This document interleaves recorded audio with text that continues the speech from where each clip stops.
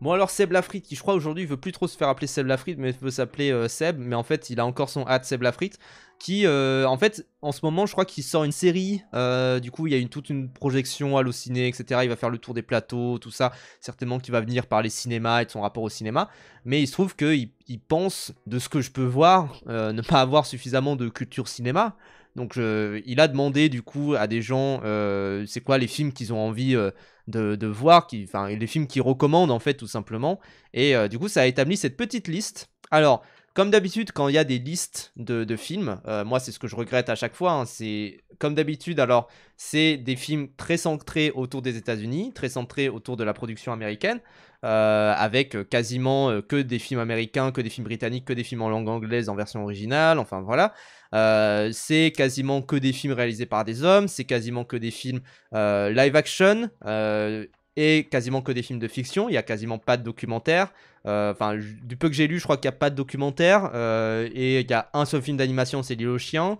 Il n'y a pas beaucoup de réalisateurs qui soient en dehors des États-Unis. Il y a vite fait Milos Forman, Benigni, des trucs du genre. Moi, je suis quand même, enfin voilà, évidemment que je suis quand même, je suis pas non plus surpris de voir certains films dedans, mais il y a quand même des films où je me dis, waouh, c'est assez surprenant de les voir là-dedans. Pourquoi pas? Oui, voilà, il y a Berman, mais c'est quand même assez surprenant de voir par exemple Yi de Edward Young. Et Yi de Edward Young, mine de rien, c'est un film, moi j'en ai déjà parlé souvent ici, mais waouh, c'est quand même assez surprenant de le voir dans ce genre de top-là, mais en même temps, bah, c'est tellement un réal qui se fait bien reconnaître dans les derniers jours, dans les derniers mois d'ailleurs, et dans toute cette année où, bah, effectivement, c'est le réalisateur hype, tout comme il y a quelques années, c'était, enfin, même l'année dernière, c'était Chantal Akerman, où il y avait toute cette rétrospective. Donc c'est pour ça que moi, je trouve ça super chouette de voir qu'il y a plein de gens qui découvrent Edward Young, qui ont envie de voir du coup Edward Young, parce que, bah, ne serait-ce que parce que Seb Lafrite essaye de partager ce genre de liste-là, et que bah il y a eu tout un engouement autour des ressorties des films de Edward Young, autour de la ressortie événement de Yi qui a attiré certains spectateurs, et même qui a intéressé des gens, ne serait-ce qu'au cinéma d'Edward Young. Il y a eu tout un dossier chez Tsunami, il y a eu plein de choses qui sont passées autour d'Edward Young cette année, ce qui est assez surprenant. On se dit pourquoi maintenant, pourquoi machin, enfin voilà. Mais mine de rien, c'est plutôt chouette de voir que en vrai, cette liste-là, elle est pas non plus des plus déplorables. Et pour une liste qui du coup est basée sur les retours des gens, sur les avis que peuvent avoir certaines personnes, mine de rien, c'est plutôt sympa que de voir qu'il y a énormément de films qui sont un peu en dehors des sentiers battus. Donc ne serait-ce que pour ça, en vrai de vrai, plutôt sympa. Plutôt sympa. Et voilà. Mais du coup, on va pouvoir analyser film par film, ça c'est ce qui m'intéresse aussi. On va commencer du coup par Le Cercle des Poètes Disparus de Peter Weir. Alors, classique parmi les classiques, je pense qu'on peut se le dire, c'est vraiment un des purs classiques du cinéma, tout le monde qui est ultra hypé par Le Cercle des Poètes Disparus. Il est bien, en vrai de vrai, il est bien quand même, il est bien, c'est pas mon film préféré de Peter Weir, je pense que je préfère tout de même si ça reste très classique, The Truman Show, qui est quand même, je pense, encore plus vu comme un classique, mais que personnellement je préfère à bien des niveaux, parce qu'il y a tout ce côté méta, etc. Le Cercle des Poètes Disparus qui est porté principalement par Robin Williams, mais par aussi tout son casting. Il y a Ethan Hawke, il y a un acteur qui est dans House, si je me trompe pas, enfin bref, j'ai oublié le nom de l'acteur.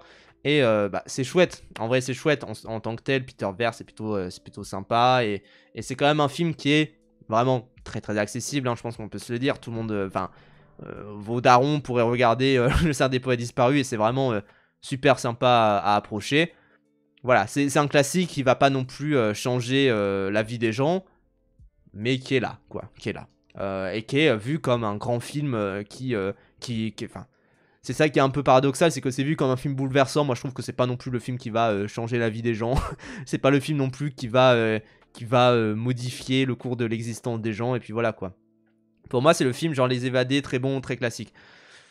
Il y a de ça. En vrai, il y a de ça. C'est vraiment un film juste très bon, très classique, qui passe à la télé. C'est un peu ce genre de film-là qui, pour moi, il passe à la télé, ou alors il est sur Netflix et il est dans le top 10, des trucs du genre. Oui, bah tout le monde l'a vu, tout le monde a un avis très positif dessus, forcément, parce que c'est super bien, et que aussi la mort de Robin Williams l'a pas mal remis en valeur, parce que bah, c'est le grand film de Robin Williams, hein, mine de rien, même s'il a fait d'autres films très très grands, hein, tout de même. Mais bah oui, ça reste quand même le grand film de Robin Williams dans lequel il joue un perso le plus proche de lui-même, j'ai envie de dire. C'est-à-dire un poète un peu, enfin pas forcément torturé, même si bah, Robin Williams était assez torturé jusqu'à la fin de sa vie. Mais tout de même un poète qui essaye de transmettre l'amour l'amour de la lettre, l'amour des lettres, l'amour de la poésie. Et en ça, bah, c'est un grand film également à mettre en parallèle avec le cinéma et avec l'amour qu'on peut avoir pour le cinéma, bien évidemment. Do the Right Thing de Spike Lee, oui, bah, c'est un classique. Ça, pareil, c'est un classique, mais c'est un classique quand même plus cinéphilique. Là où Le Cercle des Poètes a disparu, je pense qu'il y a plein de gens qui sont pas trop cinéphiles qui ont pu le voir. Do the Right Thing, ça reste un classique très du cinéma, même si ça peut être un classique un peu en dehors des cercles cinéphiles. Ça reste quand même un chef-d'œuvre. Alors, moi, je sais que j'avais regardé. Les Spike Lee, enfin certains Spike Lee dans l'ordre, notamment bah, j'avais commencé du coup par Nola Darling, n'en fait qu'à sa tête, qui est sympa, qui reste très étudiant, enfin film étudiant, film indépendant, très indépendant américain de cette époque-là. Il y a un côté de Jarmusch aussi. Do the Right Thing est quand même très très approchable de par son côté très film choral, avec énormément de personnages, énormément d'intrigues, et un moment où tout bascule, évidemment, c'est dans cette veine également, je sais plus exactement quand est-ce qu'il est sorti, Do the Right Thing, mais je crois qu'il est sorti quasiment en même temps, enfin non, il est sorti bien avant quand même, il est sorti un petit peu avant La Haine, et je trouve qu'il est un petit peu dans cette veine-là de tout se passe entre guillemets bien, c'est-à-dire qu'il y a une situation de status quo qui est pas agréable, mais où les gens sont plutôt corrects, et après il y a un moment où tout chavire, quoi, clairement. Et dans Do the Right Thing, je trouve que c'est plutôt bien traité ce moment-là. Et que, enfin, il y a une ambiance d'ailleurs ultra colorée qui est. Il n'y aurait jamais eu La Haine sans Do the Right Thing, bah oui. Et ce qui est d'ailleurs assez bizarre, enfin, assez ironique, on peut le dire, c'est que La Haine est en noir et blanc, Do the Right Thing est ultra coloré. Et ce qu'on retient beaucoup de Do the Right Thing, c'est que ces couleurs qui sont ultra saturées, tous ces personnages, enfin, et ne serait-ce que le fait aussi que tu as un personnage qui essaye de vendre des photos qu'il colorie lui-même, qui sont de base en noir et blanc, enfin des trucs du genre. Donc ne serait-ce que pour ça, c'est un petit peu ironique de voir que effectivement La Haine n'aurait pas pu exister sans Do the Right Thing, et sans tout effectivement ce mouvement de films réalisés par des Afro-Américains, qui étaient vraiment très très très très cool à observer dans les années 90, bien sûr. Magnolia de Paul Thomas Anderson, bon, alors pour certains c'est son chef-d'œuvre, moi je sais pas si c'est le film que je préfère de lui. Plus le temps passe, plus j'aime bien une bataille après l'autre. Mais effectivement, Magnolia, ça reste un film qui, je pense, est un peu dur d'ailleurs à prendre dans la gueule si on n'est pas particulièrement cinéphile. Particulièrement parce que bah, ça dure 3 heures, qu'il y a beaucoup d'intrigues qui s'entremêlent. Mais tout de même, bah, ça reste chouette. De toute manière, il y a toute l'émission PTA pour voir un peu les avis qu'on a pu avoir. Je sais que voilà. À sa sortie, il n'était pas non plus ultra apprécié. D'ailleurs, Magnolia, dans le milieu de la critique française, c'est pour ça que dans l'émission, avoir Joachim Le Pastier, c'était trop bien pour avoir vraiment un avis de quelqu'un qui a pu vivre la sortie de Magnolia et qui a pu vivre tout l'engouement qu'il y avait autour, mais en même temps, les gens qui étaient un peu critiques autour du film, notamment sur le côté pathos, ils sont plus faits avec Hard Eight. Ah bah putain, mais moi j'adore Hard Eight, hein, donc vraiment, je pourrais pas te laisser dire ça, mais pour moi, ça reste quand même un super film, un super chef-d'œuvre. Un peu pathos par moment, un peu par moment très fermé. C'est un peu les reproches qu'on peut faire d'ailleurs à Magnolia, c'est de dire qu'il est très fermé. Ça reste quand même un film qui, je vais pas non plus cracher dessus. Évidemment, évidemment. Mud, c'est Mud sur les routes du Mississippi, c'est ça, c'est le film de avec Matthew McConaughey, si je me trompe pas. Alors j'ai des vagues souvenirs du film, en mode assez pathos, hein, quand même par moment, assez comment dire, assez m'as-tu vu, j'ai envie de dire tout de même.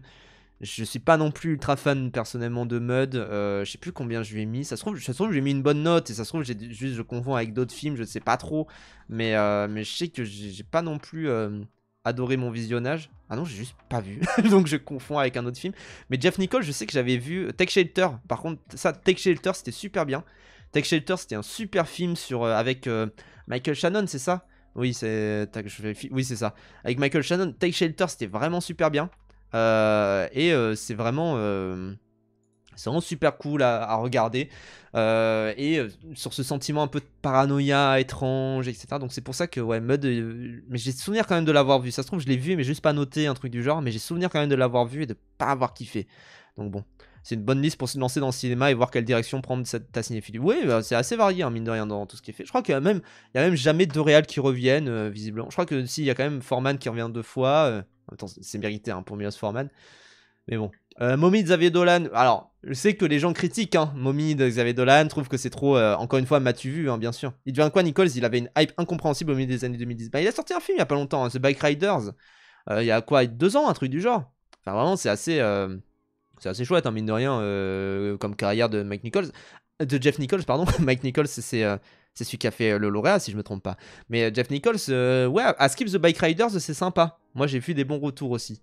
Mon problème de la liste, c'est que je ne comprends pas où il va. J'ai l'impression qu'il a mis au pif. Non, il a mis selon les retours des gens, selon les retours que les gens ont dit, voilà, les classiques du cinéma que tu dois voir, etc. Donc, vas-y, pourquoi pas.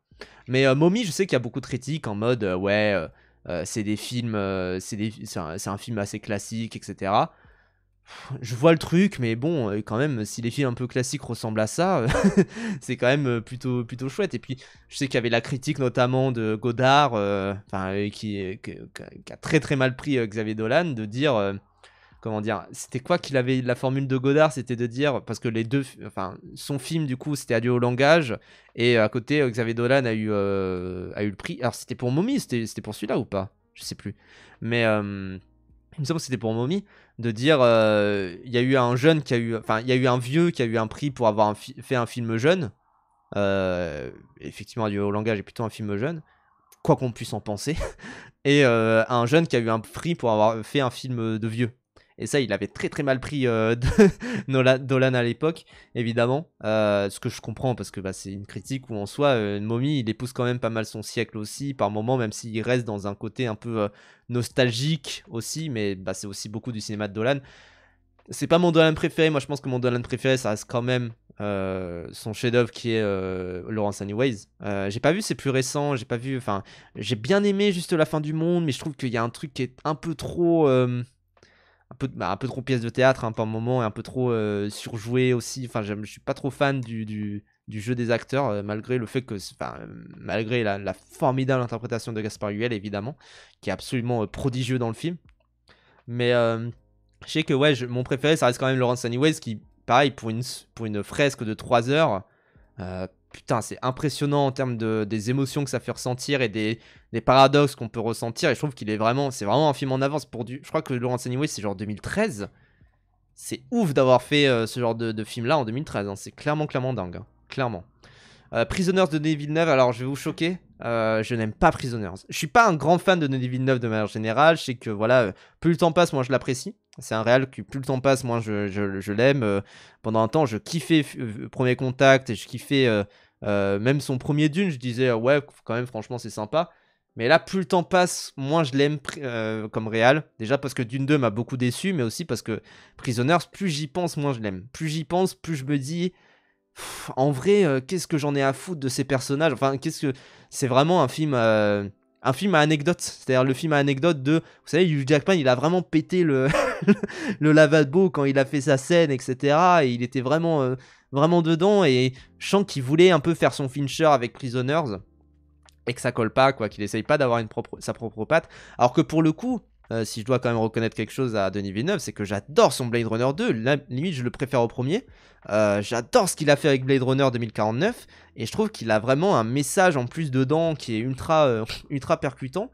Et qui est vraiment super chouette, quoi. J'ai revu Premier Contact il y a quelques semaines, je comprends pas la sucerie. Bah, en fait, j'ai l'impression qu'il essaye. Premier Contact, c'est plus qu'il essaye de faire du Nolan. Et en fait, c'est ça le truc qui me gêne avec les films de Villeneuve, c'est que j'ai constamment l'impression qu'il essaye de faire comme d'autres réals qui sont meilleurs que lui, qui essayent de copier du Fincher, de copier du Nolan, de copier d'autres réals, tout ça. Et à chaque fois, je trouve que ça colle pas trop, quoi. Et dans Blade Runner 2049, il essaye quand même de faire à sa propre sauce. Dans le Dune, il essaye un peu moins de copier les autres Dunes faits avant, et globalement du Star Wars, tout ça, même s'il a sa propre patte aussi. Mais ouais, j'ai quand même l'impression qu'il essaye trop de copier des réals qui sont bien meilleurs que lui, avec un moins grand brio, quoi. Je pense qu'Incendie reste son meilleur. Bah, justement, ses premiers films, moi je pense à Incendie, Polytechnique. Polytechnique, qui je pense est vraiment son film qui m'a le plus marqué, même s'il y a trop un côté éléphant, évidemment, donc pareil, copié du Gus Van Sant. Parce qu'en fait, c'est vraiment pour le coup, je sais qu'on critique beaucoup Tarantino en mode ah, c'est un copieur, c'est un plagieur, etc. On fait jamais la critique à Denis Villeneuve. Alors que la moitié de ses films sont des copies. Polytechnique, c'est une copie d'éléphant de Gus Van Sant. Prisoner, c'est une copie de Fincher et des drames fincheriens à la Zodiac, etc. Et des thrillers fincheriens à la Zodiac.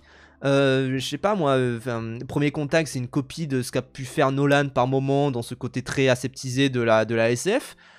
Et à côté, personne critique Villeneuve en mode ah il fait que copier.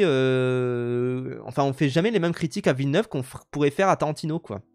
Globalement soporifique quand même Villeneuve. J'avais adoré le Premier Contact truc et le film avec Reese Witherspoon qui fait une randonnée. C'est lequel celui-là? Je sais plus si je sais pas si je l'ai vu celui-là. Mais Incendie par exemple pour le coup il essaye un peu d'avoir un truc même s'il copie un peu plus du je rapprocherai de Polanski quand même Incendie. Je sais pas si c'est la meilleure des copies. Alors Sicario, je sais que pareil, j'ai oublié Sicario, mais Sicario c'est quand même pas mal même si ça reste ça reste du démineur quoi. Enfin vraiment quoi. Une ancienne tox qui fait un trail. Alors je crois que tu confonds avec un autre film. C'est peut-être le film de Jean-Marc Vallée. Mais oui, je vois de quel film tu parles en plus, mais c'est pas du tout Denis Villeneuve de souvenir. Mais ouais. Prisoner, c'est aussi un dilemme moral de Pierre Bourgeois qu'on peut voir emprunté à Ian Lowe. Oui, c'est vrai, enfin. C'est ça le truc, c'est qu'en fait, il essaye tout le temps de copier. Oui, voilà, c'est Wild, mais c'est pas du tout Villeneuve, hein. De souvenir, c'est pas du tout lui. C'est peut-être Jean-Marc Vallée, effectivement, mais ouais. Ah, Damien Chazelle, il copie tellement aussi, je suis pas sûr qu'on le critique pour ça. Damien Chazelle, je sais pas si... Ah, Damien Chazelle, oui. Après, Damien Chazelle, pour le coup, il assume pleinement. Hein. Damien Chazelle, pour le coup, il assume pleinement de copier des gens. Sur La La Land, il assume de copier.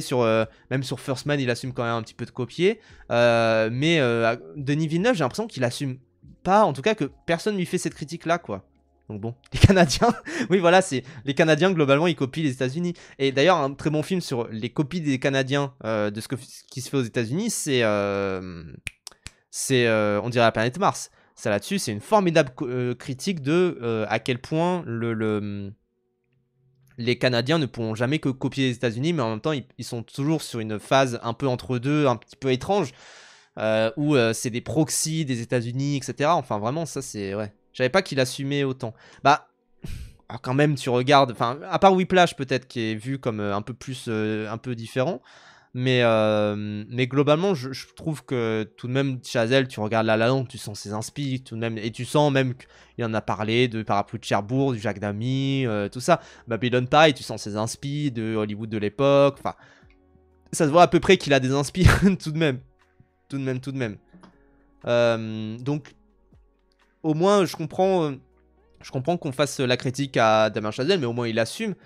Et à côté, Villeneuve, j'ai toujours l'impression qu'il va copier des gens qui sont plus talentueux que lui et sans apporter quelque chose de nouveau, quoi. Ce qui est un peu dommage, quoi. Il y a des gens, c'est normal hein, de copier, c'est toujours normal de copier, bien sûr. Je sais pas, Robert Eggers sur son Nosferatu, il a voulu refaire le Dracula de Coppola, mais il a apporté quand même des propositions un petit peu différentes et il a un petit peu essayé de moderniser le truc. Enfin voilà, pourquoi pas. Tu peux le critiquer, tu peux dire que c'est nul, mais tu peux dire qu'il assume à peu près ce qu'il fait. Mais là, ouais, Prisoners, je suis vraiment pas fan non plus, quoi. Apocalypse Now, bon, bah, il faut bien un classique. Je sais qu'il y avait quelqu'un qui disait il manque des films plus vieux. Apocalypse Now, je crois que c'est à 40 ans maintenant, un truc du genre, un peu plus. Même, peut-être c'était quoi? C'était 79, je sais plus exactement la date. Mais ouais, enfin, faudrait que t'envoies la liste des 144 films que Bergala... Oui, non, mais la liste de la Fémis, pour le coup, c'est autre chose. Mais là, c'est parce que Seb Lafrite veut juste regarder des films. Pourquoi pas? Donc bon, quasi 50. Donc ouais, c'est vrai. Hein. Quasiment 50 ans, Apocalypse Now. Hein. Et ça reste un classique. Moi, je sais que c'était un de mes profs qui disait c'est un film étalon. C'est-à-dire que c'est un film maître étalon. C'est-à-dire que tous les ans, il disait qu'il rematait pour se dire ok, c'est quoi le meilleur film de tous les temps? C'est quoi ce vers quoi on devrait tendre, ce vers quoi on devrait aller en fait constamment dans notre métier de technicien du cinéma. Et regarder celui-là, il se disait ok, ouais, c'est bien pour se recalibrer en fait entre guillemets. Et effectivement, c'est super pour se recalibrer, pour voir un peu d'ailleurs tout le travail de montage. Je renvoie au livre En un clin d'œil de Walter Murch qui est absolument prodigieux à ce niveau-là. Donc voilà quoi. Ça doit être beaucoup des recommandations de ses potes aussi. Oui, voilà, c'est ses potes, ses fans, donc voilà. L'effet papillon, bah ça, c'est vraiment un film. Je sais qu'il y a une critique comme ça qui est faite autour de Marche ou Crève, qui est de dire que c'est un film TikTok. L'effet papillon, c'est vraiment un film TikTok. C'est-à-dire que moi, ce que je vois, et j'en ai de plus en plus marre d'ailleurs quand je vois des films comme ça au cinéma, et quand je vois des films d'ailleurs chez moi ou ailleurs, tout ça, c'est de voir des films où je sais qu'ils sont créés pour faire des clips TikTok où, vous savez, c'est ces clips TikTok où il y a une voix qui a derrière et qui dit cet homme ne le sait pas encore, mais il va en fait tuer sa mère ou un truc du genre. Enfin, vraiment, c'est horrible. Et je trouve que l'effet papillon, déjà, ne serait-ce qu'un truc qui est quand même un petit peu témoin, c'est que là, on est passé de Peter Ver, Spike Lee, Paul Thomas Anderson, Jeff Nichols, Xavier Dolan, Denis Villeneuve, Francis Ford Coppola. Super, incroyable. Enfin, quand même des réals plutôt connus. Et à côté, t'as l'effet papillon. Donc voilà quoi. Tu dis de la merde, l'effet papillon est sorti il y a bien longtemps avant TikTok. Oui, mais c'est un film TikTok. C'est un film qui est fait pour être mis en avant dans ce genre de compte TikTok là, en montrant des scènes, en disant avec une voix narrative qui résume un petit peu l'histoire qui se passe. Donc voilà, moi en termes de rythme, je trouve que c'est vraiment ouais, c'est ces films là qui n'ont de visée que d'être racontés par d'autres personnes quoi. Après, on va mettre la liste féministe pour comparer. Je crois qu'il y a plus de 244 films, et je vais juste les lire un petit peu, pas forcément les recommander, mais ouais. Je suis pas d'accord, c'est un film mid, mais il n'y a rien à voir avec le mainstream TikTok. En tout cas, je trouve que... Ah, c'est pas la liste de Bergala, ok. Mais il a été réalisé avant que TikTok n'ait... Oui, mais vous voyez pas là où je veux en venir. C'est qu'en fait, c'est un film qui, pour moi, il peut être super bien raconté dans un TikTok. Alors que, typiquement, j'ai dit tout à l'heure que j'ai regardé Trouble Every Day. Comment tu racontes Trouble Every Day sur un TikTok? Comment tu racontes, même comment tu racontes certains des films qui sont un peu plus hauts? À la limite, je sais pas, il y a certains éléments, certaines scènes que tu pourrais raconter comme ça sur un TikTok, mais en fait, c'est des films qui sont tellement creux qu'en fait, on va la seule chose qui les anime, c'est les plot twists dans le scénario. C'est les plot twists sur ce qui se passe dans le scénario, et ça va pas être ce qui se passe émotionnellement. Incendie, on peut pas le raconter sur un TikTok, on peut pas le raconter parce que en fait tout se passe par le visuel, tout passe par les images, tout passe par le jeu des acteurs. Et tu peux pas le raconter sur un TikTok. Pourtant il y a des twists, hein. Pourtant c'est pas pour dire qu'il y a pas des twists, etc. Mais l'effet papillon, il y a tellement des twists un peu bébêtes que c'est... Voilà. J'adore Magnolia, mais j'arrive jamais à le vendre ce qui se passe dans le film. Bah oui, Magnolia, c'est pas un film TikTok. Magnolia, c'est un film où en fait il se passe tellement de choses à côté. À la limite, tu peux faire quelques scènes avec une narration TikTok un petit peu bizarre, mais c'est tout. L'effet papillon, c'est vraiment un film TikTok pour le coup. C'est vraiment un film où effectivement tu vas le regarder et puis voilà. 500 jours ensemble, ça me fait trop ça. Ouais, c'est ça. Bah, c'est l'émergence des films TikTok quoi. Et j'ai l'impression que Netflix essaye beaucoup de tabler là-dessus, qu'il y a beaucoup de gens qui essayent de tabler sur cet effet de film TikTok et que moi, enfin encore une fois, marche ou crève, j'ai vraiment l'impression de voir un film TikTok quoi. De voir un film qui est là juste pour être un film TikTok. Enfin vraiment pour être un film raconté plus tard. Et je pense que le cinéma a d'autres aspérités que d'être raconté plus tard par quelqu'un qui va faire un petit peu du storytelling un peu bébête quoi. Donc bon. C'est pour ça que d'ailleurs que, enfin, moi je dis film TikTok, mais en soi, si vous voulez, le terme film storytelling, c'est-à-dire films qui sont racontés plus tard par d'autres personnes, ça se fait pas trop sur des films d'ailleurs. Ça se fait plus sur des jeux vidéo, mais bah, c'est plus ce genre de cadre-là, quoi. Donc bon, je savais pas que TikTok, mais bref, bref. Ensuite, du coup, Memento de Xavier Nolan. Bon, je crois qu'il s'est trompé entre Nolan et Dolan.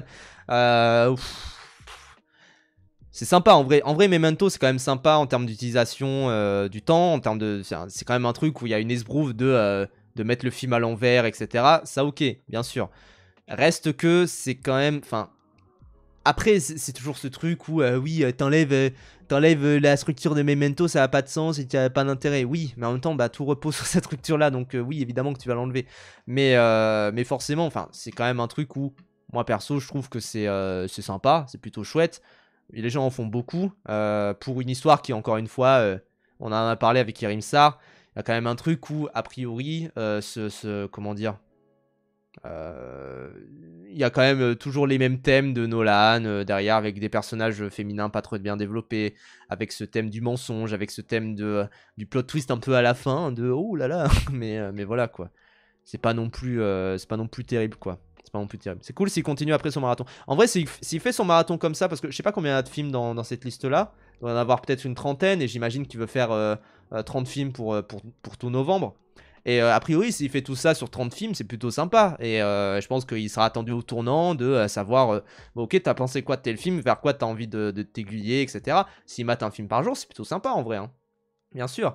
La mort aux trousses de Hitchcock, donc North by Northwest.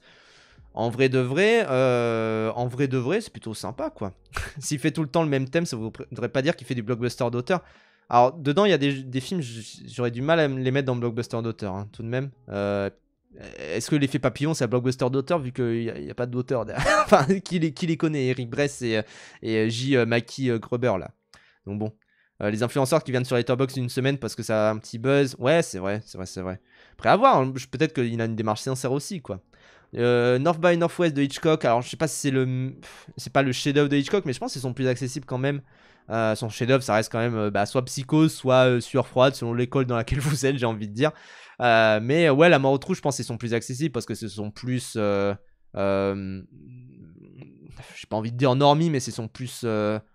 Classique entre guillemets, enfin non, c'est sympa quand même La mort aux trousses, hein. C'est quand même très très chouette, mais c'est celui qui a été le plus parodié, j'ai envie de dire, avec Fenêtre sur cour aussi. Ouais, c'est vrai. Après, de toute façon, Hitchcock a tellement été parodié, je sais pas où je vais avec ce truc de c'est ce qui a été le plus parodié, mais je pense que ouais, North by Northwest, ça reste quand même le film qui est le plus succès classique, ouais, voilà, parce que Psychose et Sueur froide, enfin Psychose et Vertigo, c'est compliqué aussi, quoi. Enfin, ils sont plus lynchiens par moment, notamment sur Froide, où il y a toute cette démarche-là, mais ouais, quand même. Hein.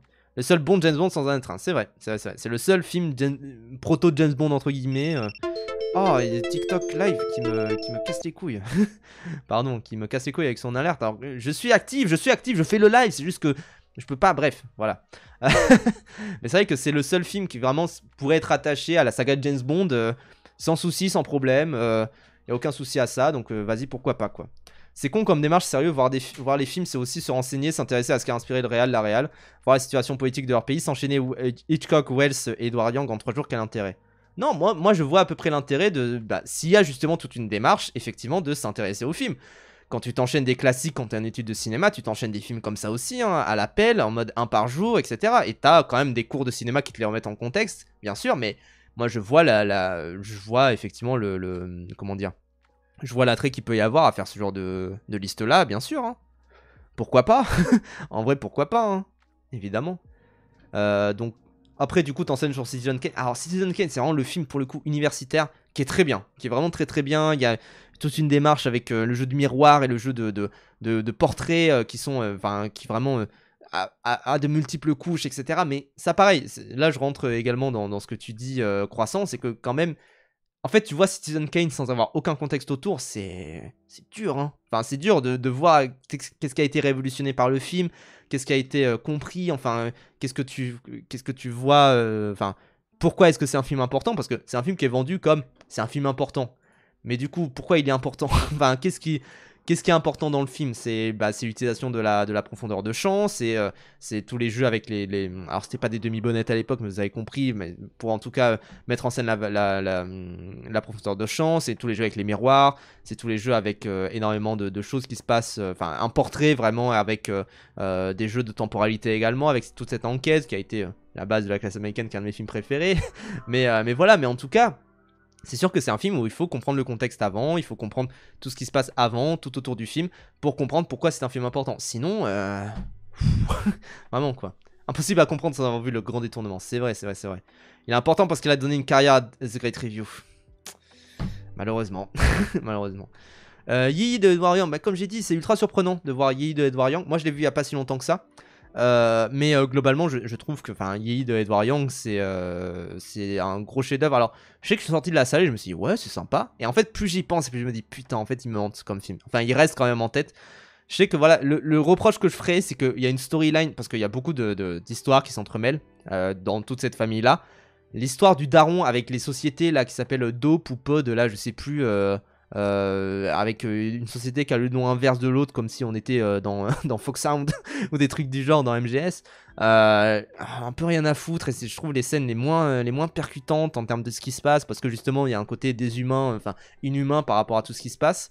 Plus j'y pense, plus j'oublie, mais poisson, bref, Alzheimer. Et je trouve que c'est un film à subir en salle pour le coup. Enfin, c'est vraiment un film où heureusement qu'il y a eu cette ressortie là. Heureusement qu'il y a eu toute cette ressortie et tout cet engouement autour de Edward Young, parce qu'il n'y a pas eu que Yi qui est sorti, il y a eu ces autres films aussi que j'ai pas vu. Moi j'ai vu que Yi en vrai. Mais vraiment je trouve qu'à ce niveau-là, globalement, Yi de Edward Young, c'est vraiment un chef-d'œuvre. Enfin, c'est assez fou quoi. Et c'est tout ce qui se passe avec les personnages. En fait, le fait que le film ça soit le film il dure 3 heures, il y a genre 40 plans. Parce que les plans sont ultra longs et c'est tout le temps des plans quasiment fixes. Juste ça, moi j'adore quoi. Moi j'adore et c'est comme. Enfin, je trouve que Yi est quand même plus approchable que Jeanne Dielman par exemple. Où Jeanne Dielman c'est vraiment l'ennui. Mais globalement, je trouve ça incroyable quoi. Il fait nuit, il est 6h. Oui, c'est vrai qu'il est 18h, il fait nuit, il y a eu le changement d'heure. Ah, d'ailleurs, il faut que je change mon heure sur mon four à micro-ondes. Juste après. The Substance, bon, biais de récence autour de The Substance, je sais pas si c'est, je sais pas si je sais pas si The Substance fera date, quand même, je sais pas si The Substance fera un petit peu date dans la suite de l'histoire du cinéma, et s'il restera, tout comme, bah ouais, là on a enchaîné des films qui ont, Yi ça a 25 ans, Citizen Kane ça a quasiment 100 ans, enfin ça a 80 ans, tu trouves il fera date One Card for Pain? Moi je sais pas, hein, franchement, je me dis, déjà il y a un côté où, comme le film il réinvente pas grand chose vu que c'est une sorte de, de, hum, de réinvention à la fois. Alors il y a des inspi de Kubrick, il y a des inspi de Cronenberg forcément, mais comme tout body horror ça s'inspire de Cronenberg. Il restera plus que Titan. Ça je suis d'accord. À la limite ça je suis d'accord. Mais parce que The Substance est plus vendeur, j'ai envie de dire. Après moi j'ai adoré The Substance, j'ai trouvé ça très bien, mais je sais pas s'il fera date en fait, c'est ça le truc. Je sais pas si dans le futur on en parlera vraiment comme d'un grand film de cinéma et qu'on se dira que oui The Substance il fait date, etc. Déjà parce qu'il y a un côté où le film tu le visionnes une fois et puis voilà. Seul film, c'est pas un film français, The Substance c'est une production américaine. Après c'est première réalisatrice de tout ce top là et première réalisatrice française, ça c'est vrai. C'est vrai. C'est déjà culte. Ça, c'est vrai que par contre, il y a eu un effet. Enfin. Mais ça, pareil. En fait, on peut pas trop savoir si c'est un effet récent de. C'est rentré un peu dans l'adage populaire de dire il a pris la substance pour dire qu'il a rajeuni, etc. Des trucs du genre. Je sais pas si ça fera date vraiment. Je sais pas si ça rentrera vraiment dans l'histoire vraiment du cinéma. Mais en tout cas, ça reste un bon choix. Et puis, il faut bien quand même, mine de rien, qu'il y ait des films réalisés par des meufs dans ce top-là. Je crois que c'est possible que ce soit la seule meuf du top. Je sais pas trop. Non, il y a Nadine Labaki. Mais oui, c'est quand même. A priori, il faut quand même au moins mettre de substance. Et puis, c'est un film qui a marqué plus récemment. Et c'est un film, tout de même, il a, pour quand même dire des qualités et dire que c'est quand même, pour moi, c'est un très bon film. C'est que c'est quand même un film où ça a été une expérience de salle et c'est une expérience de cinéma. Et en ça, c'est une expérience, c'est un grand film de cinéma. C'est que faut le voir en salle, faut le voir vraiment, faut le vivre en salle avec des spectateurs et avec des spectateurs de tout genre.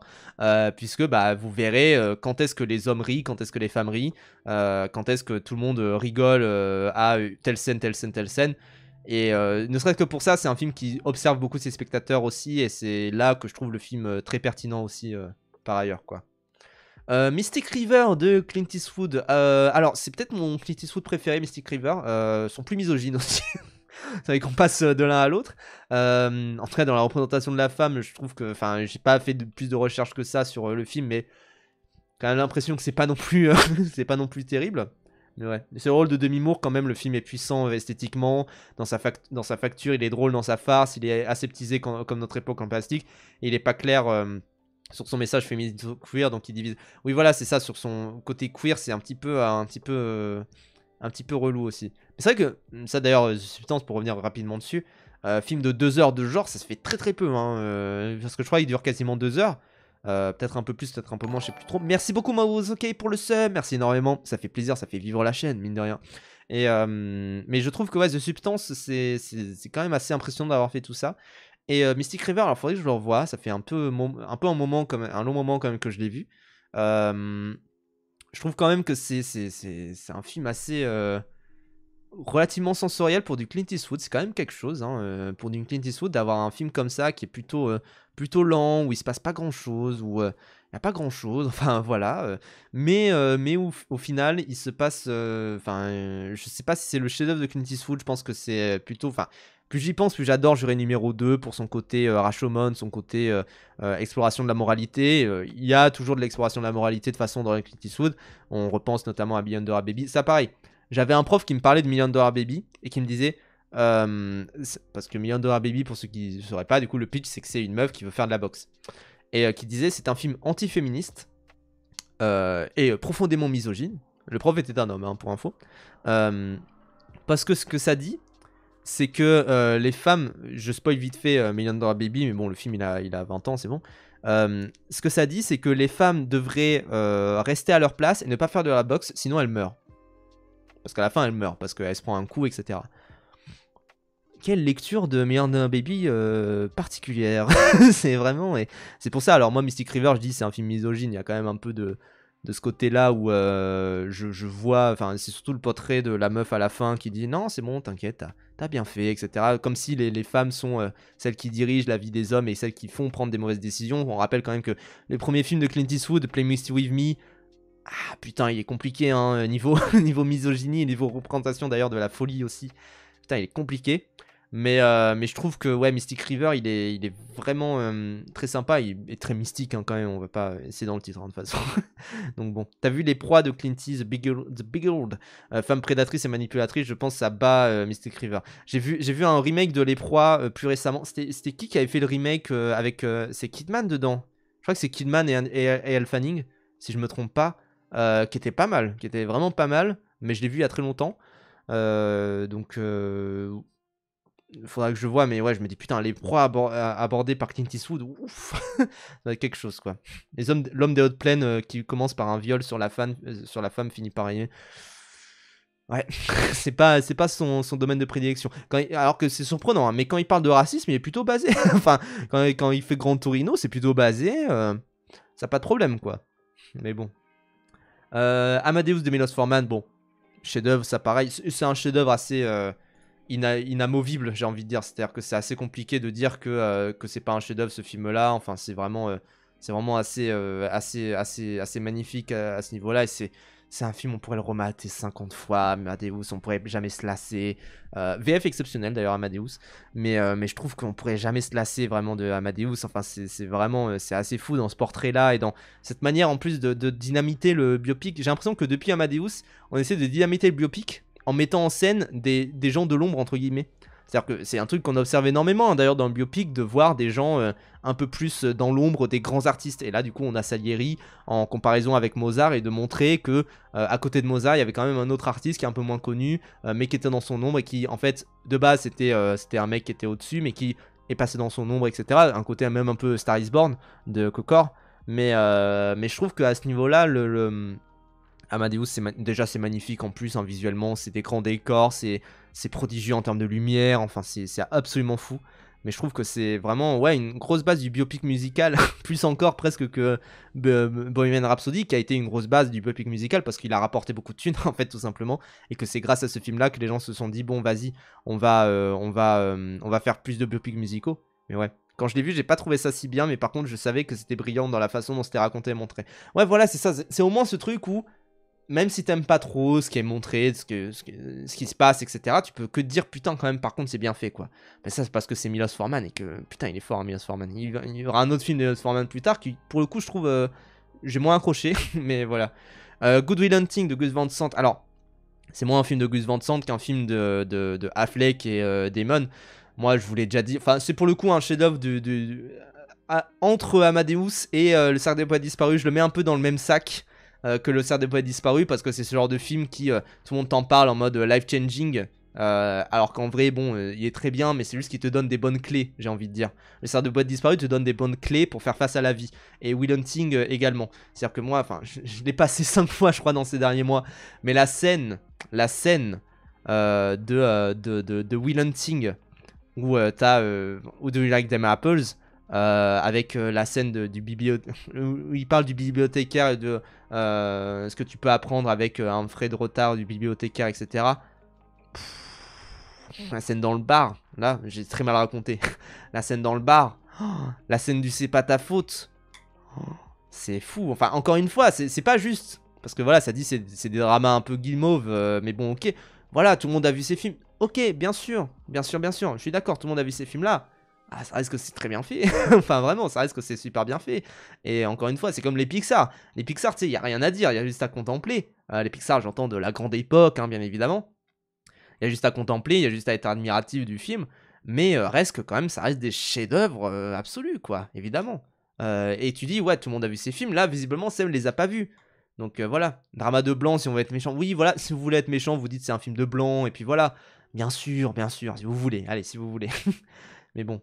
La vie est belle de Roberto Benigni. Alors, j'imagine qu'il va aborder les débats de... Est-ce que ça t'a vraiment marqué? Genre, waouh. Alors, moi, personnellement, je sais que ça m'a pas non plus marqué, Will Hunting, ça m'a pas changé la trajectoire de ma vie. Mais par contre, bah, c'est bien fait, c'est super beau, et je sais que des gens qui sont non cinéphiles peuvent adorer. C'est un petit peu ça. C'est des gens qui sont non cinéphiles peuvent vraiment adorer, quoi. Donc bon, je lis des commentaires des fois ici, bah n'hésite pas à y répondre, parce que évidemment, évidemment. Mais et ensuite, du coup, La vie est belle. Alors, j'imagine que pareil, ça, La vie est belle, il faut voir un peu dans le contexte de sortie, il faut voir un peu tous les débats qu'il y a eu autour de la représentation des films sur le nazisme et des films sur la Shoah particulièrement. Sinon, mais on peut quand même le voir sans avoir tout ce contexte-là. Un film qu'on peut pas voir sans avoir tout le contexte de quand même la représentation de la Shoah, c'est problématique, ce qu'il a fait Spielberg avec la liste de Schindler, tout ça. C'est Le Fils de Saul, où pour le coup c'est imbitable sans avoir tout ce contexte-là. Enfin, du moins, c'est dur de rentrer dedans et c'est dur vraiment de l'apprécier.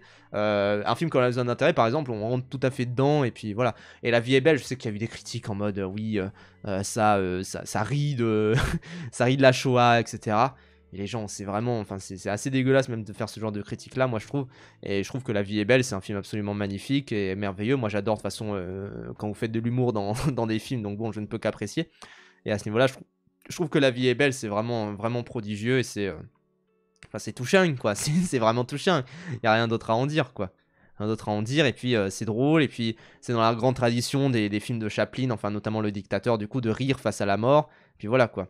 C'est trompé de réel, c'est Frank Capra. Belle blague, Paul Doomer, belle blague. Puisque oui, il y a un autre film qui s'appelle La vie est belle de Frank Capra, qui pour le coup n'a rien à voir, qui est à la base de ces histoires où quelqu'un explore la vie s'il n'était pas là, etc. Enfin voilà, c'est un super film, hein, d'ailleurs, la vie est belle de Frank Capra, mais voilà. Manchester by the Sea, je ne l'ai pas vu. C'est un des films qu'il faudrait que je rattrape un jour dans ma vie, probablement, mais j'avoue que je ne l'ai pas vu. Faudrait un jour que je me le tape.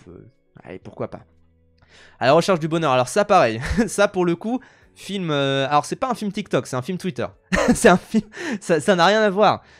Mine de rien, ça n'a rien à voir. C'est-à-dire qu'un film Twitter, c'est plus un film où ça va montrer une scène et ça va dire, il joue super bien. Et vraiment, c'est ce genre de film-là. Alors pareil, c'est un film sympa, c'est un film sympathique, mais tout comme L'Effet Papillon, tout comme des films comme Le Cerf des Poètes Disparus précédemment, c'est un film sympa. Moi, voilà, ça va pas non plus me changer ma vie, mais je sais qu'il y a des gens qui trouvent que ça change leur vie, que c'est prodigieux, etc. Les gens qui sont pas trop cinéphiles vont rentrer dans ce genre de critiques-là, et vont rentrer dans ce genre d'appréciation-là pour ce film-là. Tant mieux, faites ce que vous voulez, j'ai envie de dire, enfin vraiment, vivez comme vous voulez, mais moi je sais que voilà, c'est un film, je l'ai vu, j'ai vu 50... J'ai plus vu peut-être de reels, motivation, et de gens qui mettent des extraits de la recherche du bonheur que le film en lui-même. Enfin vraiment, c'est ça qui est fou, quoi. Tous mes amis ont détesté, j'ai jamais vu. Il y a des trucs sympas dans la recherche du bonheur, mais c'est tout comme, il y a un autre film de Will Smith aussi, c'est Cette vie, c'est ça, Cette vie, il me semble, qui est pareil, qui est touchant. Quand tu le vois comme ça, qui est plutôt sympa, parce que c'est un mec qui va donner un maximum aux gens, etc. Mais à la recherche du bonheur, voilà, c'est sympathique. Ça m'a pas transcendé non plus, mais voilà, c'est plutôt sympa. De Gabriel Muccino. C'est pareil, encore une fois, je crois que Kenneth Lonergan, il a fait des trucs quand même, hein, il me semble. Mais sinon, encore une fois, quand vous voyez que les réals sont pas trop connus, que ce soit dans une sphère cinéphile ou même en dehors, hein, bien sûr, c'est pas non plus très très bon signe. Ah oui, il a fait Margaret, pardon, Kenneth Lonergan. Ça, j'en avais entendu du bien. Mais ouais. Film de macroniste à la recherche du bonheur. Ah bah, un peu Régé. Et c'est Régé le gorilla qui dit ça, hein, vraiment. Je vais l'épingler. Mais si c'est Régé qui le dit, franchement, c'est qu'il est d'accord, quoi. Vol au-dessus d'un coucou de Milos Forman. Alors pour le coup, autant j'ai dit beaucoup de bien de Amadeus, autant Vol au-dessus d'un nid de coucou, alors c'est sympa, beaucoup porté par Nicholson évidemment, beaucoup porté par toutes les performances et même le côté un peu choral aussi de tout ce qui se passe, mais je sais qu'en termes de représentation d'un nazi, je préfère tout ce qui est documentaire, ce qu'on note encore une fois, ce qu'on note dans cette liste là, c'est qu'il n'y a pas de documentaire. Je préfère Tite Code Folies de Frédéric Wiseman, qui quand même est un grand film sur l'asile psychiatrique et sur tout ce qui se passe dedans, mais je sais que Vol au-dessus d'un nid de coucou m'a pas non plus particulièrement touché. Je suis vraiment pas trop rentré dedans. Années 70 après. Non, mais c'est très respectable. C'est très bien. Et c'est très bien fait. En fait, encore une fois, je sais qu'il y avait quelqu'un qui disait par rapport à Amadeus, je suis pas rentré dedans, mais je reconnais que c'est bien fait. Et que je reconnais que ça essaie de faire des trucs super bien avec sa forme et tout. Je suis d'accord. Et pour moi, c'est l'avis que j'ai autour de Volontiers du Coucou. C'est de me dire ça. C'est de me dire, ouais, bah, c'est sympa, mais je rentre pas dedans, en fait. Peut-être qu'il faudrait que je le revoie, peut-être qu'il faudrait, voilà. Où est Pasolini? Voilà. Pour le coup, Pasolini, en termes de représentation, bah, est-ce que Salaud, c'est un asile c'est déjà enfermé, en tout cas. Mais voilà. Pour le coup, à ce niveau-là, c'est plutôt percutant, mais je pense que si tu recommandes ça en tant que Seb Lafrite, qui veut recommander des films pour sa communauté, tu te fais incendier de recommander du Pasolini. Enfin, vraiment, quoi. Des films des années 70 qui sont incroyables, mais pareil, Vol au-dessus, je me suis pas pris. Ouais, bah j'ai volé au-dessus de Vol au-dessus d'un coucou. Clairement, moi, je suis pas du tout rentré dedans, quoi. Donc bon. Green Book des frères. C'est les frères Farrelly. Je crois pas que ce soit juste Peter Farrelly. C'est juste Peter Farrelly ou c'est les frères Farrelly? Pour moi, c'est les deux. C'est les deux qui sont derrière, mais peut-être que je me... Ah non, c'est juste Peter, pardon, je me suis trompé. Mais Alors, je sais qu'il y avait une critique autour de Green Book qui était de dire, bah oui, c'est juste un Oscar pour récompenser les frères Farrelly. Les frères Farrelly que vous connaissez notamment parce que ils ont réalisé quoi? Dumb and Dumber 2, enfin Dumb and Dumber 1 et je crois le 2 également. Osmosis Jones également, enfin voilà, Food Irene, enfin beaucoup de films avec Jim Carrey également, enfin voilà, là j'ai la liste un petit peu sur le côté, mais c'est vraiment des grandes comédies ultra populaires aux États-Unis, Marie à tout prix aussi, enfin voilà, plein de films comme ça. Et Green Book qui est le film vraiment politiquement le plus apolitique possible, le plus neutre, le plus centriste, où il se passe rien, où enfin vraiment on s'emmerde un peu. Et je trouve que ouais, Green Book à ce niveau-là, c'est très mou, c'est très ça touche une sans faire bouger l'autre, quoi, j'ai envie de dire. Et je trouve que Green Book, il est vraiment enfin oubliable à souhait, mais tout comme Coda par exemple. Coda, c'est un film on l'oublie d'ici quelques semaines après l'avoir vu. Autant vous voyez, je parlais un petit peu mal peut-être de certains films comme À la recherche du bonheur ou Good Will Hunting, tout ça, même si c'est des films que je peux adorer dans le tas. Et je reconnais quand même leur force, c'est de se dire ouais, c'est quand même un film qui peut être un film mantra entre guillemets, un film qui va motiver, même si ça va motiver pour de mauvaises raisons, même si ça va motiver pour être un peu dans une mentalité macroniste, je ne sais quoi. Mais je me dis que quand même Green Book n'a même pas cette force-là, quoi. Green Book n'a même pas cette force de pouvoir motiver les gens à aller un peu plus loin, quoi. C'est vraiment ça, je trouve ça assez regrettable, quoi. The Father, à la limite, il y a quand même un truc qui se passe où pour le coup, The Father, pareil, c'était un film, il y avait beaucoup de buzz autour des Oscars, autour du film, etc.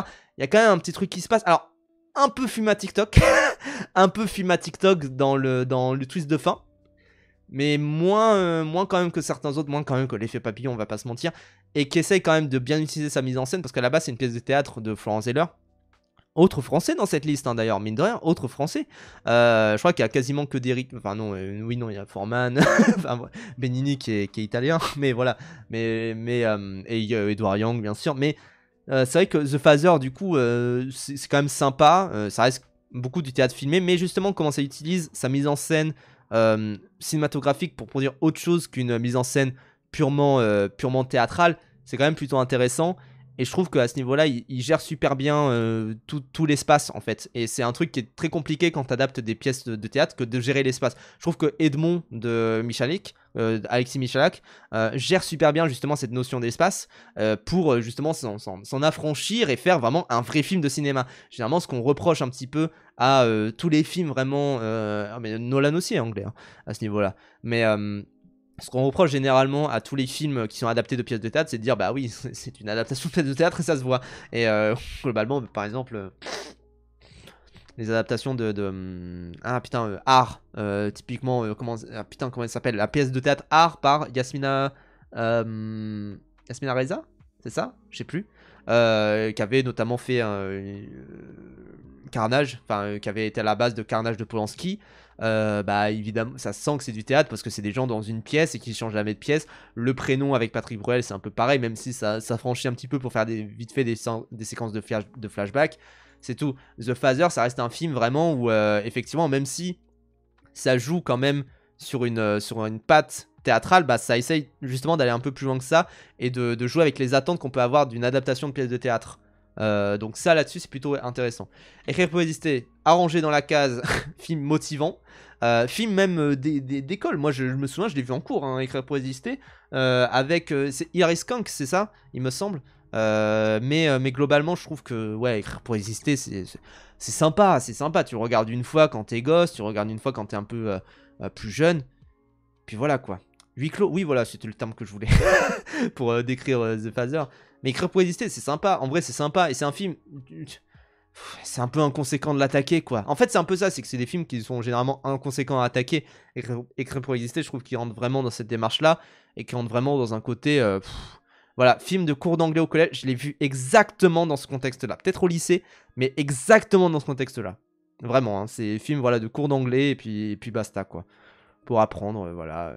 C'est la prof d'anglais qui a un peu abusé, qui voulait parler enfin, qui voulait montrer ce film-là à la fin des cours. Bon, c'est sympa, c'est toujours sympa. Moi, c'est un film que j'associe à des moments sympas parce que c'est toujours sympa de voir un film quand t'es au collège, quoi. Et voilà, et sinon, ça va pas plus loin que ça. L'île aux chiens, seul film d'animation de la liste, c'est quand même. Bref, il y aurait pu y avoir au moins un film de Hano, un film. Peut-être pas de Hano, ça aurait été hardcore, mais un film de Hoshi, un film de Satoshi Kon, enfin voilà, un film de Satoshi Kon, je trouve qu'il aurait parfaitement sa place dans cette liste-là, pour le coup, hein, vraiment, tu mets un Paprika, un Perfect Blue, vraiment parfait. L'île aux chiens, du coup, seul film d'animation. Bon, quand même, c'est pas représenté par le pire film d'animation. Mais a priori, c'est quand même plutôt chouette d'avoir l'île aux chiens. Moi, j'aime bien quand même. Je le dis souvent, mais le cinéma de Wes Anderson, quand il fait autre chose que du film live action, je trouve qu'il s'épanouit pleinement là-dedans. Et que quand il fait l'île aux chiens, c'est vraiment un film qui est assez maître dans toute sa démarche. Parce qu'en fait, comme il a une démarche qui est très carrée, qui est très droite, qui est très. Enfin voilà, il a toujours des plans très très droits sur ses personnages. Mais en fait, je trouve que ça s'adapte bien plus à sa forme de stop motion, où pour le coup il va pouvoir être libre de jouer avec ses acteurs. Et là je trouve qu'effectivement le seul que j'ai vu c'est Moonrise Kingdom à Toulouse. Le seul que j'ai pas vu c'est Moonrise Kingdom. Tout le reste j'ai vu, sauf non j'ai pas vu ses premiers Bottle Rocket, des trucs du genre, mais tout le reste quasiment j'ai vu. Et sinon ouais, l'île aux chiens c'est quand même un film où effectivement moi la maîtrise 24 fois par seconde, bah en vrai c'est un film où effectivement comme il maîtrise pleinement toute l'animation à chaque moment, bah c'est parfait en termes de ce qui se passe à l'écran. Je trouve que dans Fantastic Mr. Fox il illustre beaucoup de ça, dans l'île aux chiens il illustre énormément ça, et je trouve que l'île aux chiens bosse plus dans une forme et dans des thèmes qui sont proches de Paul Thomas Anderson que de Wes Anderson que Fantastic Mr. Fox, qui pour le coup est une sorte d'expérience très sympa. C'est très sympa, hein, Fantastic Mr. Fox, c'est très chouette, mais je trouve que l'île aux chiens va plus loin dans les thèmes de Wes Anderson. Et c'est pour ça que je l'apprécie un peu plus, même si Wes Anderson, moi, me saoule de plus en plus. Enfin voilà, globalement depuis Grand Budapest Hotel, il me saoule.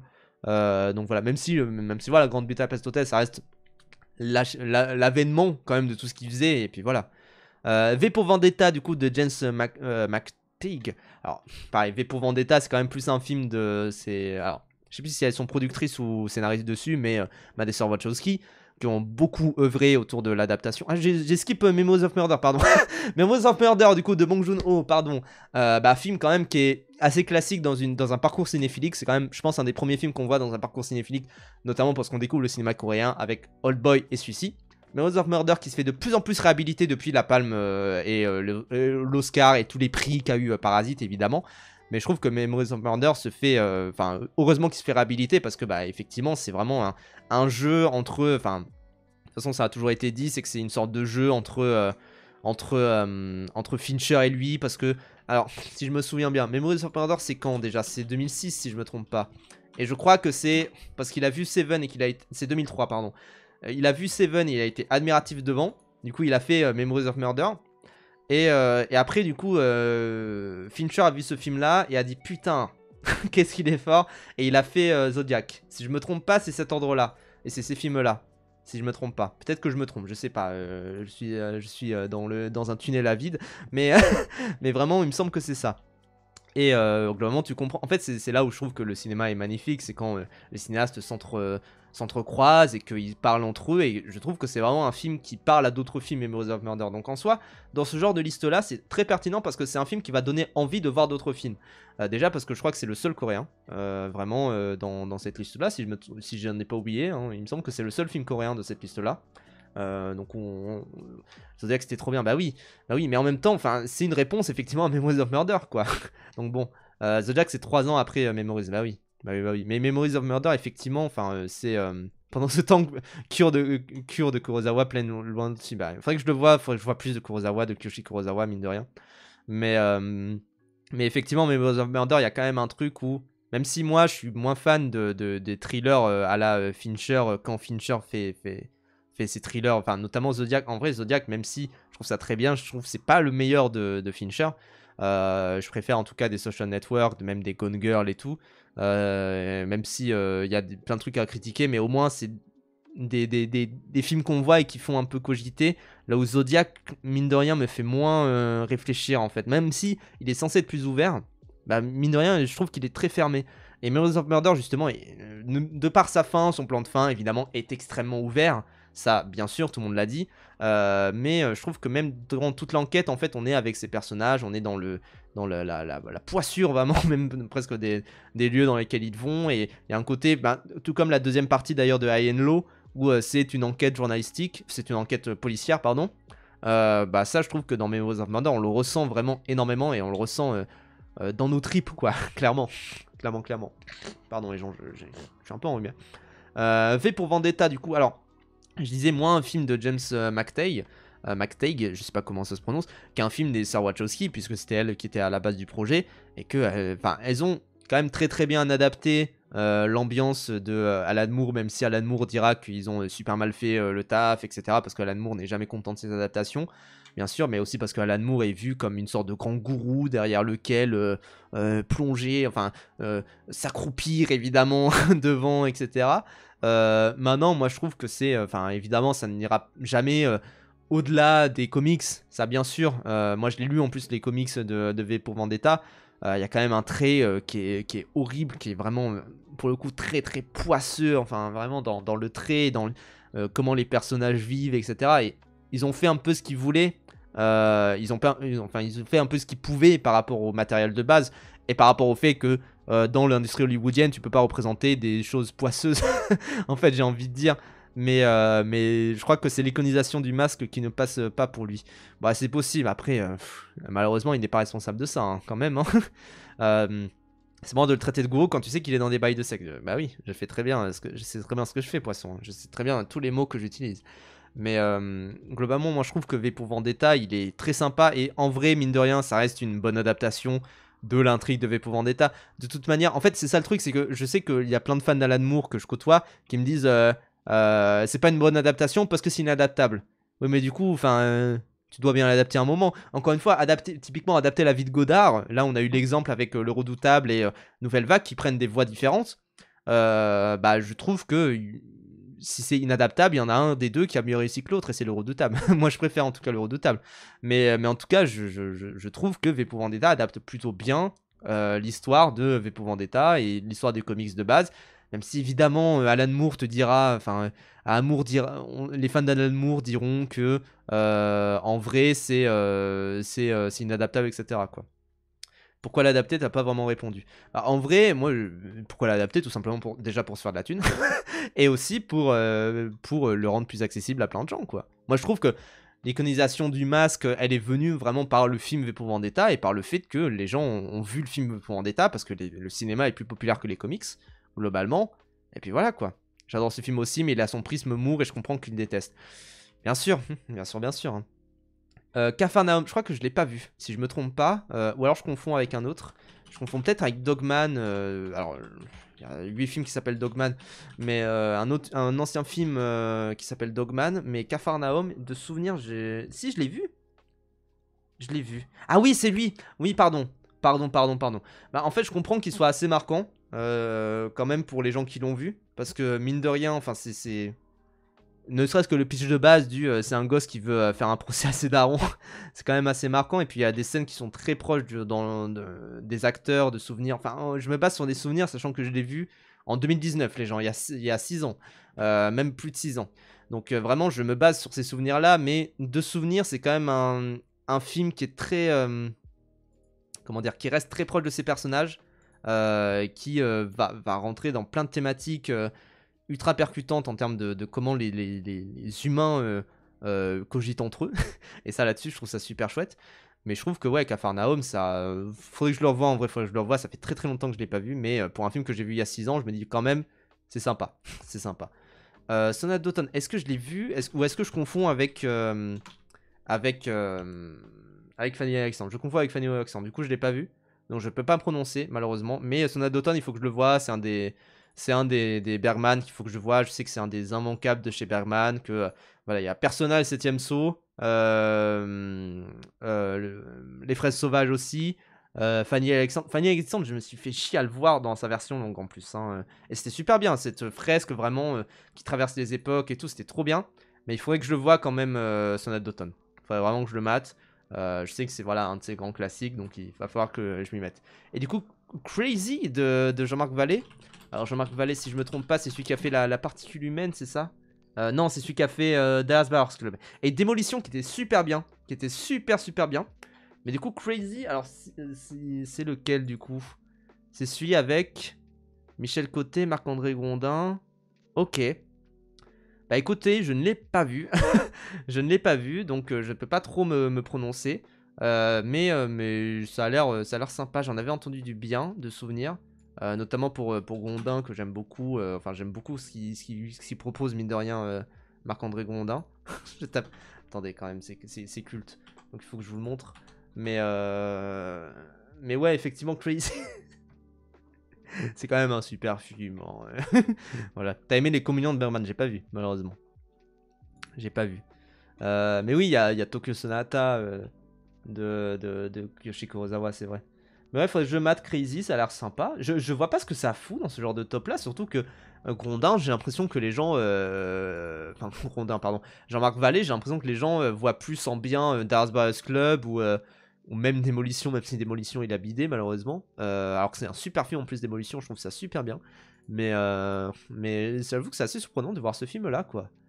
Donc bon, en tout cas, écoutez, belle liste. En vrai de vrai, malgré tout ce que j'ai pu dire sur certains films, etc., il n'y a aucune fraude. Il y a quelques fraudes dans le lot, type l'effet papillon, enfin voilà, mais il n'y a aucune fraude où je me dis putain, mais vraiment, mater ça pour être cinéphile, c'est dégueulasse.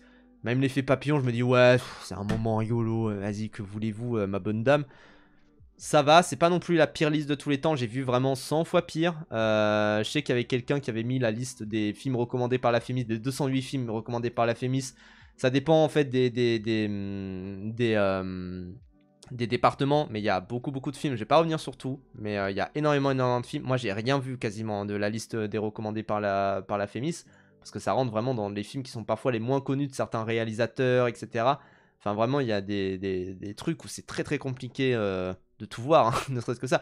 De Melville, par exemple, ça prend Le Silence de la mer. Est-ce que c'est son plus connu? Je suis pas sûr. De Murnau, ça prend Le Dernier des Hommes. De Griffith, ça prend Way Down West, À travers l'orage. Griffith, t'es content si t'as vu... Enfin, t'es content, pas vu ce qui est représenté dedans, mais quand t'es en étude de cinéma, t'es content si t'as vu Intolérance et Naissance d'une nation, quoi, c'est tout. Mais sinon, regarder ce genre de film-là, c'est un peu compliqué. Voilà, de Claire Denis, ça prend Chocolat, alors que c'est pas son plus connu. Ça serait plus High Life plus récemment, enfin des trucs du genre. Il y a une liste plus courte de Bergala, on peut regarder un petit peu, mais voilà, on peut regarder un peu tout ça. Mais en tout cas, c'est à chaque fois des listes ultra passionnantes à regarder. Voilà, là je peux vous dire un peu les films que j'ai vus. Alors, Manhattan de Woody Allen, Parle avec elle de Almodovar, c'est son chef-d'œuvre pour moi. Le Voyage des comédiens, je trouve ça incroyable, je trouve ça trop bien. L'Aventura de Souvenir, je l'ai vu. Suspiria, je l'ai vu en salle en plus. Je l'ai vu en salle en étant très fatigué, c'était très bien. Irma Vep, j'ai vu des extraits. Sur mes lèvres, j'ai adoré, j'ai trouvé ça trop bien. Tac. À l'ouest des rails, j'ai vu 1 heure sur les 9 là. Les valseuses, j'ai adoré. Délivrance, j'ai adoré. Délivrance, c'est vraiment ultra percutant en termes de, enfin, comment dire, de tout ce qui se passe, de toute cette aventure là, de tout ce road trip un peu road trip sans le vouloir et vraiment très dur à regarder aussi, mais c'est passionnant. Pickpocket, faudrait que je le voie. Un chien andalou, je l'ai vu forcément dans mes études. La vie est belle de Frank Capra, j'en ai parlé, mais je l'ai vu. Je trouve ça vraiment super chouette et je trouve ça trop bien comment ça fait de la science-fiction avec pas grand-chose en fait finalement. Donc voilà. Boy Meet Girl, je l'ai vu. C'est pas mon préféré de Carax et je le confonds souvent avec Les Amants du Pont Neuf et Mauvais Sang qui sont un peu dans la même veine de ces films-là de Carax où je suis pas non plus super fan. Thérèse, il faut que je le vois. Je l'ai en téléchargé depuis longtemps. Les temps modernes, j'adore et c'est vraiment, enfin, un film qui fait date, un film qui est encore aujourd'hui utile, malheureusement. Donc bon, Voyage au bout de l'enfer, je l'ai vu, j'étais pas particulièrement... Enfin, encore une fois, c'est un classique, comme Volotionnel Coucou, c'est un classique. intemporel, j'adore. Et voilà, je trouve ça trop beau. Ça m'a pas non plus plus touché. Et je sais que je préfère, voilà, enfin, la structure en 3 parties, je la trouve trop bien. Et je trouve qu'il y a plein de trucs à en dire.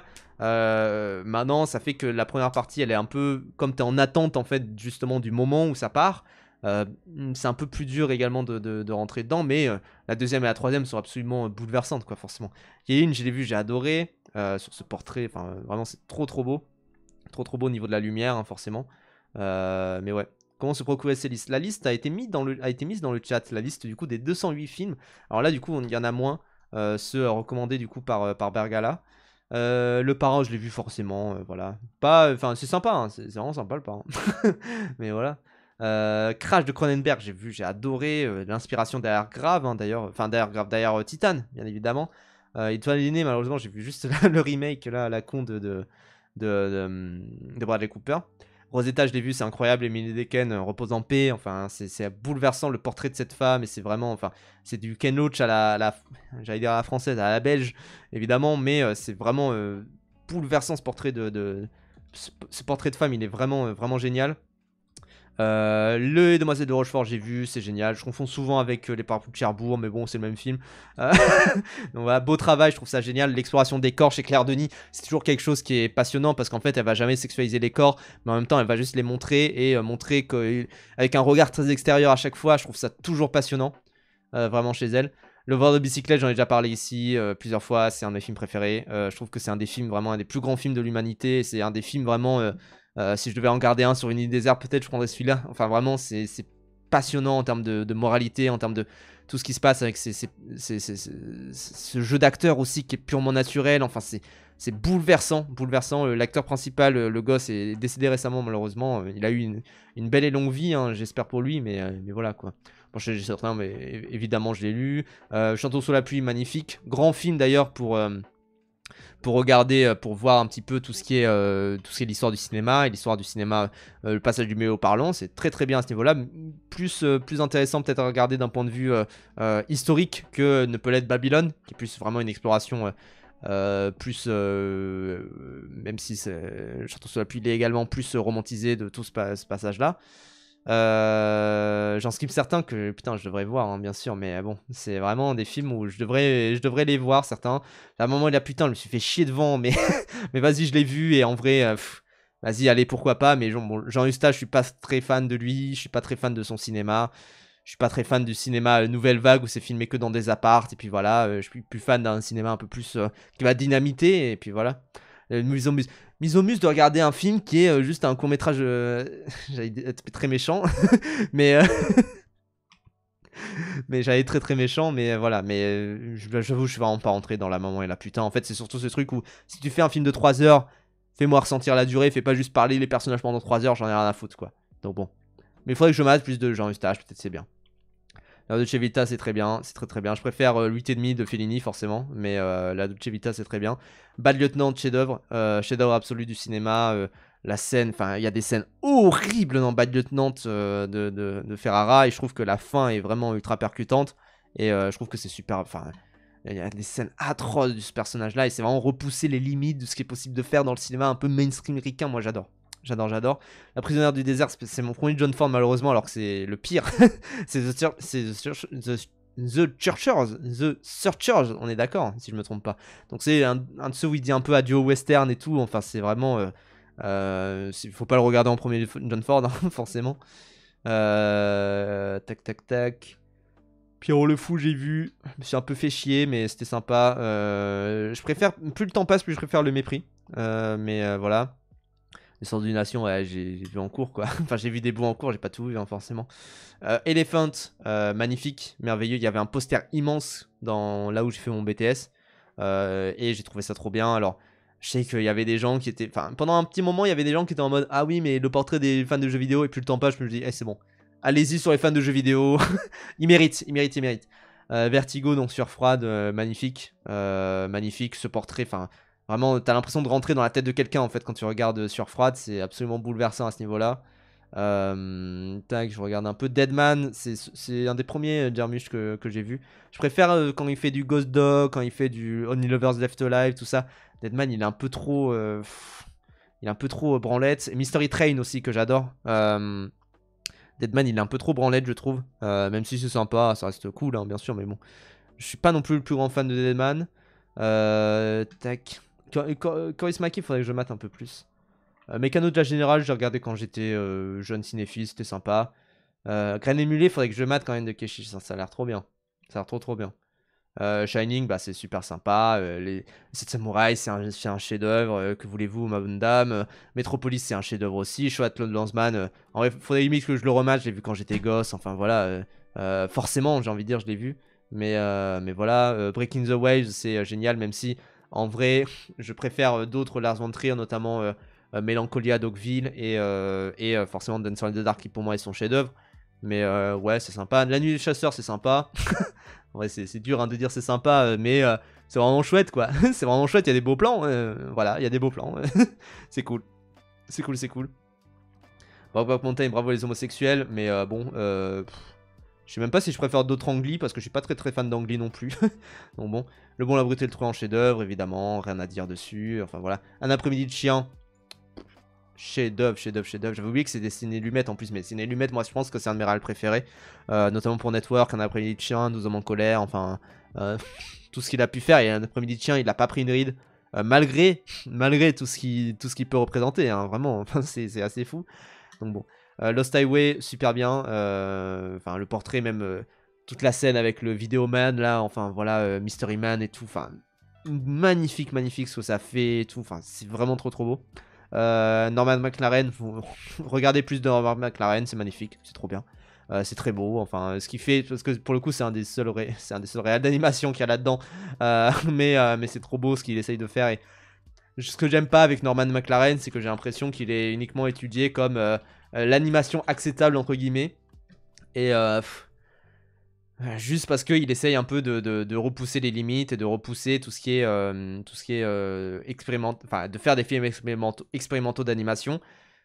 Oui, et c'est super chouette, hein, Norman McLaren, mais ce que j'aime pas, c'est les gens qui disent ouais, il y a que Norman McLaren et le reste de l'animation n'existe pas, alors que tu peux mettre du Wall-E là-dedans, hein, vraiment, c'est magnifique de mettre du Wall-E là-dedans, quoi. La ligne rouge, il faudrait que je le revoie, mais je suis pas très fan de Terrence Malick en vrai, et je sais que je me suis un peu fiché devant, mais il faudrait que je le revoie. Sans Soleil, c'est trop beau, pour le coup, enfin un docu, même s'il y en avait d'autres, je crois, en vrai. C'est trop beau, c'est magnifique. Saint-Cyr, faudrait que je mate, on m'en dit que du bien, de Saint-Cyr, ça a l'air trop bien. Vu comment était consacré Brokeback Mountain, j'ai compris que mon peuple ne serait jamais. Ah, enfin, un autre d'animation, le voyage de Chihiro quand même. Bah voilà, juste parce que c'est le voyage de Chihiro, c'est même pas son meilleur. Mais bon, vas-y, pourquoi pas. Je crois qu'il y avait un son bizarre. L'aurore de Murnau, je l'ai vu quand j'étais plus jeune. Magnifique visuellement, c'est trop beau. Pour un film qui a quasiment 100 ans, c'est absolument prodigieux en termes de ce qui se passe. Enfin, c'est trop beau. La montage, je me demande si je l'ai vu. Peut-être plus jeune. Voyage à Tokyo, je sais pas si je l'ai vu. Je confonds peut-être avec Bonjour de Ozu. De toute façon, tous les Ozu se ressemblent. Soyons honnêtes 5 minutes. Enfin, voilà quoi. Ensuite, tac. Ah, Rosemary Babies, faudrait que je le vois. À nos amours, c'est sympa, mais putain, Piala, il fallait qu'il aille voir un psy, hein, ce type, hein, quand même. Hein. Mais bon. La règle du jeu, magnifique, mais c'est un film, faudrait que je le revoie. Enfin, voilà. Il est noir et blanc, Voyage à Tokyo. Ok, je l'ai pas vu alors. Mais la règle du jeu, magnifique, faudrait que je le revoie. En vrai, c'est ce truc de Truffaut qui dit il faut revoir la règle du jeu à plusieurs stades de sa vie. À chaque fois, on comprend d'autres choses. La vidéo de Pas comme Tialement est super dessus. Enfin, voilà quoi. Nuit et brouillard, merveilleux, même si c'est très dur, hein, forcément, à regarder, évidemment. Stromboli, c'est le truc sur le volcan, c'est ça? C'était sympa, ça. C'était sympa, c'était belle exploration de la moralité humaine et tout, c'était cool. Tac, je passe un peu rapidement les gens sur les films, je vais pas faire non plus des grandes critiques. Blade Runner, absolument prodigieux. Blade Runner, vraiment, enfin, c'est magnifique, c'est génial. Je préfère le 2, mais voilà. King Kong, j'ai dû le voir quand j'étais gosse. Taxi Driver, c'est cool. Bah, oui, c'est cool. En vrai, c'est trop bien, c'est trop bien. À nos amours, c'est pas le film ultra problématique avec bonheur très jeune. Oui, de souvenir, c'est ça. Taxi Driver, magnifique, merveilleux. Comment dire ce côté très méthode acting, tout ça, ancré le méthode acting. L'Amérique, quand ils font ces films-là, c'est magnifique, évidemment. Rencontre du troisième type, c'est très bien. Ils l'ont mis là juste parce qu'il y a Truffaut dedans. Parce que de base, ils auraient pas mis du Spielberg, hein, ça je vous le dis. Putain, Playtime, il faudrait que je le mate, hein, c'est fou. Le miroir, c'est mon Tarkovsky, c'est le Tarkovsky que j'aime le moins. Même Nostalgia, des films plus durs par moment comme Nostalgia ou Stalker, j'ai moins du mal que le miroir, mais le miroir c'est sympa. Il y a un côté dans les images et dans l'enchaînement des images, dans le montage qui est sympa, mais vas-y, je me suis un peu trouvé chier. Je préfère même ces trucs en mode l'enfance d'Ivan ou André Roublev. Hein. André Roublev, moi j'adore. Hein. C'est André Roublev, moi je trouve que c'est prodigieux dans son utilisation même de la couleur sur la fin et tout. Enfin, je trouve ça trop beau. Mais ouais. Tac, tac, tac, je continue un peu. Non, la caméra, je l'ai vu quand j'étais gosse. Enfin, quand j'étais gosse, quand j'étais gosse, c'est genre vraiment pire film à voir quand t'es gosse. Mais je l'ai vu forcément quand j'étais en début de cinéphilie. C'est trop bien. C'est magnifique. C'est une bible du cinéma expérimental, j'ai envie de dire. La Talente, je l'ai vu aussi, mais je l'ai vu il y a très longtemps. Enfin, je le revois. Je sais même plus de quoi ça parle en vrai. c'est le truc sur le bateau, c'est ça? Si je me trompe pas. Le Guépard, je l'ai vu il y a pas si longtemps que ça. Très beau. Très très beau. En vrai, il y a vraiment un truc où c'est. Comment dire, belle exploration de cette fin de révolution. C'est un film très moderne en fait, mine de rien, dans ce côté, parce que moi j'ai souvent dit que 2025 ça a été très marqué par la figure du Doom, mais aussi par la figure de la révolution dans plein d'œuvres. Et je trouve qu'à ce niveau-là, le Guépard il est vraiment très marquant, et qu'il y a vraiment un truc où c'est très vif en fait, c'est très, en fait on voit progressivement, à la fois progressivement la révolte monter, mais en même temps elle arrive d'un coup. Et c'est vraiment très très beau. Il y a un côté ouais, adaptation de pièces de théâtre dans le film qui est très percutant là-dessus. Tac tac tac, Junkie Express, magnifique. Oui, magnifique. Enfin, c'est un de mes préférés, je pense, de Wong Kar-wai. J'ai pas tout vu, bien sûr, mais il faudrait que je rattrape un peu plus. Et Yi, absolument magnifique. Donc en vrai, j'en ai vu peut-être une quarantaine, un truc du genre, sur les 208. Je sais pas, j'ai pas fait le compte, mais j'en ai vu peut-être une quarantaine. Après, voilà, j'en ai vu une quarantaine, mais vous avez bien vu, il y en a certains, je m'en souviens plus trop. Il y en a certains, je les ai vus il y a longtemps, il y en a certains, j'ai pas grand-chose d'autre à dire dessus. Shadow of the Cassavetes, si j'ai peut-être vu aussi. Mais voilà, il y en a peut-être une quarantaine que j'ai vu, et en soi, c'est une liste infinie, quoi. C'est une liste infinie, et c'est dur, évidemment, de rentrer dedans, et c'est dur, évidemment, de tout voir, hein, évidemment. C'est un truc où, en soi, et c'est ça la visée d'ailleurs des 208 films de la Fémis, c'est de se dire, c'est un film par semaine pendant 4 ans. Donc c'est ultra facile à rattraper, quoi. Pourquoi si peu de films du 21e siècle? Bah parce que généralement ils attendent que l'histoire fasse ses preuves, j'ai envie de dire, autour des films. Ça reste quand même la liste de la Fémis, donc ils ont pas envie de mettre des films où d'ici 2 ans on les aura oubliés, quoi. Donc bon. Mais en tout cas, pour revenir à la liste de Seb, en vrai, ça va. C'est une liste, c'est une bonne liste pour apprendre à être cinéphile, même s'il y a des films qui sont un peu trop cinéphile 101. Je pense que Citizen Kane, ouais, si t'as pas le contexte autour, c'est compliqué, quoi. C'est vraiment dur. Donc bon. La première liste longue de la Fémis, t'as des tout petits thèmes, des toutes petites listes sur certains thèmes de la page 23 à 26 si tu veux check. Non, je pense que ça ira. Mais en tout cas, ouais, il y a plein de listes de la Fémis. Il y a énormément de listes de la Fémis et il y a beaucoup de listes thématiques selon là où vous voulez aller. En fait, selon les programmes de la Fémis. Donc, il y a une liste qui est très. Comment dire? Il y a une liste qui est ultra. Comment dire, il y a une liste qui est thématique selon le montage, thématique selon les décors, etc. Donc ça c'est intéressant à observer, mine de rien. Mais voilà. Mais la liste de Seb, en vrai, elle est sympa. Hein. Elle est assez sympa, quoi. Oui, c'est assez exhaustif, quoi. C'est assez exhaustif, mais là, la liste, du coup, il y a quoi? Il y a 5, 10, 15, 20, 25. Ouais, il y a une trentaine de films, on va dire, un peu moins. En vrai de vrai, pour se faire un film par jour et tout. J'espère qu'il fera des petites reviews à chaque fois. Mais je trouve que pour faire un film par jour, c'est vraiment plutôt sympa, quoi. C'est plutôt chouette. En vrai, mine de rien, c'est plutôt chouette. Donc bon, c'est cool, quoi. C'est cool.